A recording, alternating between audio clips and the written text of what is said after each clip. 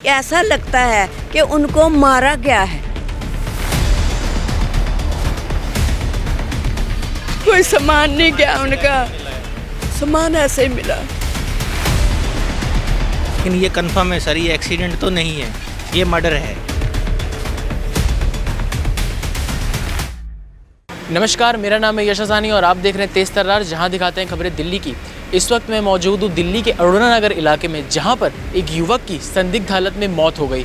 क्या कुछ हुआ इस पूरे हादसे के दौरान और क्या कुछ है जानकारी, जुड़ेंगे उनके परिजनों से और आपके पास लेकर आएंगे पूरी खबर विस्तार में।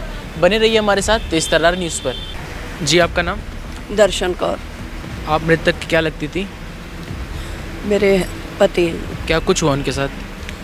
सर गए थे अस्पताल से, किसी की खबर लेके आ रहे थे, रास्ते में पीछे कोई लग गए, दो लड़के। उन्होंने हाथापाई करी, उनसे क्या बात हुई ये हमें मालिक नहीं, लेकिन ऐसा लगता है कि उनको मारा गया है।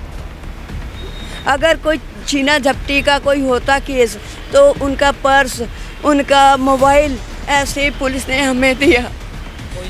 कोई सामान नहीं गया, उनका सामान ऐसे ही मिला। अगर वो ऐसे इरादे में आए होते तो सामान तो कुछ छीना झपटी तो करते, ऐसा कुछ नहीं करा उन्होंने।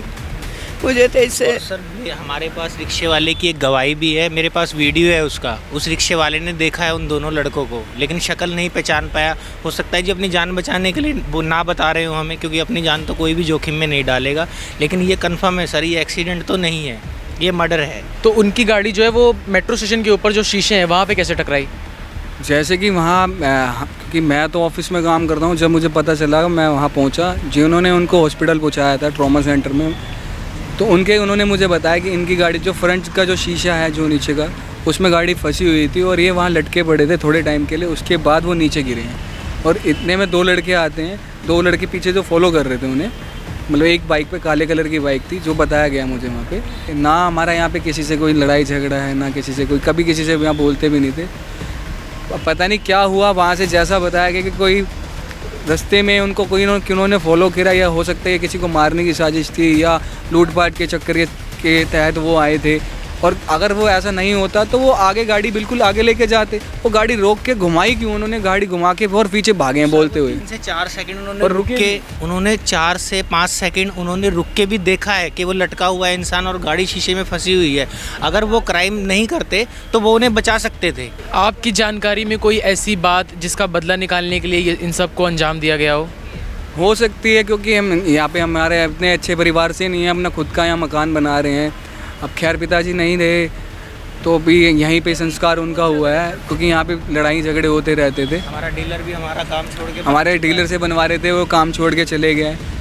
भाग्य की कहते हाथ खड़े कर दिए हैं, घर से बेघर हो चुके हैं। अब कहाँ जाएं?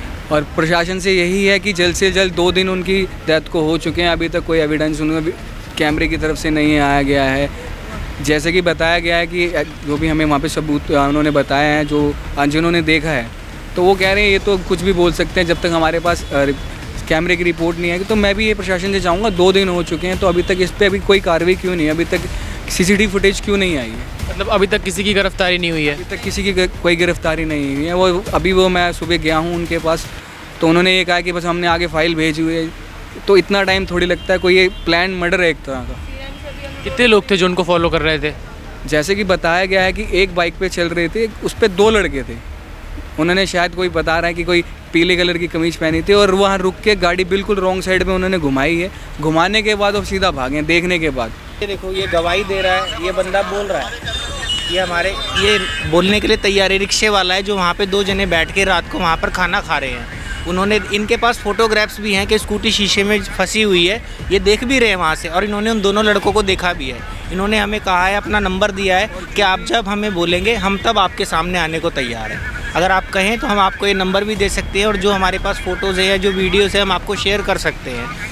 क्योंकि सर हमें इंसाफ मिलना चाहिए सर। हमारे पिताजी तो वापस नहीं आएंगे, लेकिन उनकी आत्मा को बहुत शांति मिलेगी अगर ये लोग पकड़े जाते हैं तो। कौन से थाने में गया ये पूरा मामला? ये सिविल लाइन थाने में गया है, और जो चौकी पड़ती है मजनू का टीला चौकी पड़ती है, जो ब्रांच है हमारी सिविल लाइन की ब्रांच है, जो कि ओल्ड सेक्रेटरीएट के साथ में बिल्कुल, और ओल्ड सेक्रेटरीएट के 1 नंबर गेट पे जो मेन इंसिडेंट हुआ है।